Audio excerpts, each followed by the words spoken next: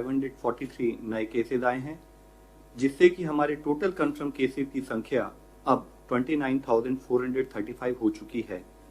और अगर हम देखें कि जो हमारे केस एक्टिव मेडिकल सुपरविजन में हैं, तो उनकी संख्या 21,632 है। अब तक पिछले 24 घंटे में 684 patients have been found cured, जिससे कि हमारा टोटल लोग जो क्योर हुए हैं वह संख्या 6,868 हो चुकी है। इससे हमारा रिकवरी रेट करीब 23.3% इस टाइम में समय हो गया है, जो कि एक बहुत ही प्रोग्रेसिव इंक्रीज है। मैं आप लोगों की दृष्टि में लाना चाहूंगा।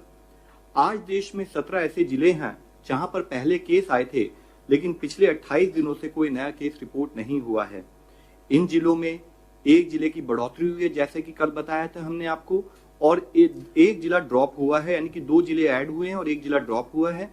जो जिले ऐड हुए हैं वह है कलिम्पोंग वेस्ट बंगाल में, वायनाड केरला में, और जो जिला जहां पर एक एडिशनल केस आया है वह है लखीसराय बिहार में। इसका सीधा तात्पर्य यही है कि हमें कांस्टेंट विजिल मेंटेन रखने की आवश्यकता है। किसी भी जिले में, किसी भी स्टेट में जब हम कार्य करें तो वहां पर किसी भी तरह की रिलैक्स ही मैं आप लोगों की दृष्टि में एक पॉजिटिव न्यूज ये भी लाना चाहूंगा कि अगर हम दुनिया के 20 देश जहां पर कि अब तक मैक्सिमम केसेस WHO के रिकॉर्ड के हिसाब से अभी तक आए हैं, उनको अगर हम नोट करें तो उनकी पॉपुलेशन, उनकी जनसंख्या करीब हमारे देश की जनसंख्या के बराबर होती है। मैं ये कहना चाहूंगा कि हमारे देश की जनसंख्या इतनी ज्यादा है कि हम कई देशों के समान हमारे देशों की जनसंख्या है।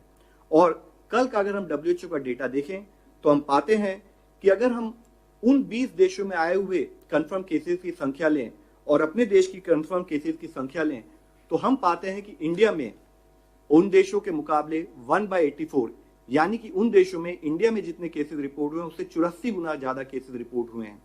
इसी तरह से अगर हम डेथ की संख्या भी देखें तो हम पाते हैं कि इन 20 देशों में जितनी डेथ रिपोर्ट हुई हैं उससे इंडिया में 1/200 टाइम्स, यानी कि उन देशों में इंडिया में जितनी डेथ रिपोर्ट हुई हैं उससे 200 गुना डेथ ज्यादा रिपोर्ट हुई हैं।